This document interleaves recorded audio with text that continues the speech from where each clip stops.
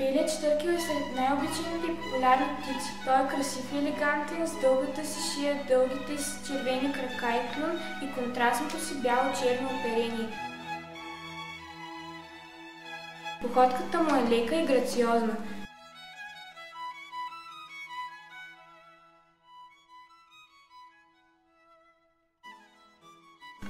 Щъркелите пристигат в България рано на пролет.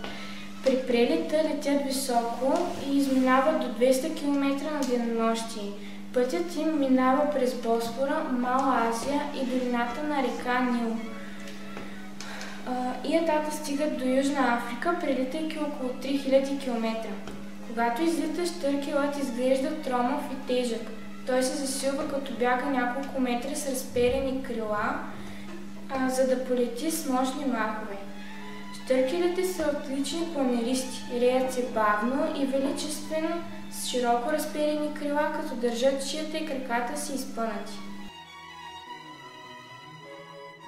Земската лястовица зимува в Африка, откъдето долита рано на пролета, затова се спечелила славата на предвестник на пролета.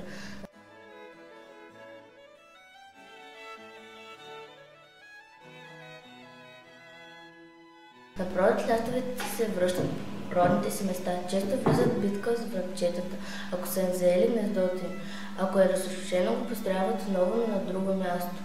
За строежа използват сламки, тревички, перца, които слепват с глина, кал и слюнка.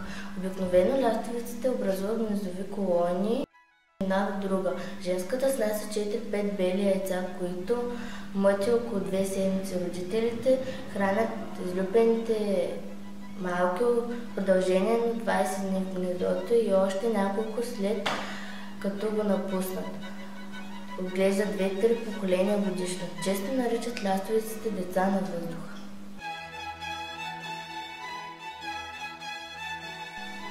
Мързолетът е дребна птица с дължина на тялото от 15 до 20 см и тежи от 30 до 100 грама. В полет крилете й са от 35 до 55 см. Те уловят храна във въздуха.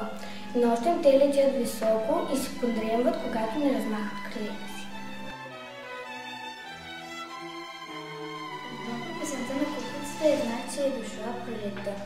Кукувицата прекарва зимата в Африка и се завръща през март, когато времето в Европа се затопля. След брачния период, женската е готова да снесе яйцата си, но не свива своя гнездо. Пчелоядът е най-разпространената птица в България и в Европа. В България пчелоядът пристига през април. След брачната двойка той започва да прави до 2 метра тунел, а на края на тунела е гнездовата камера.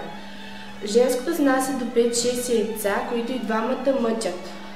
Пчелоядът прекарва почти целия си ден в летене. Той се храни главно с оси, пчели и водни кончета. Той ловува при полет с върха на клюна си.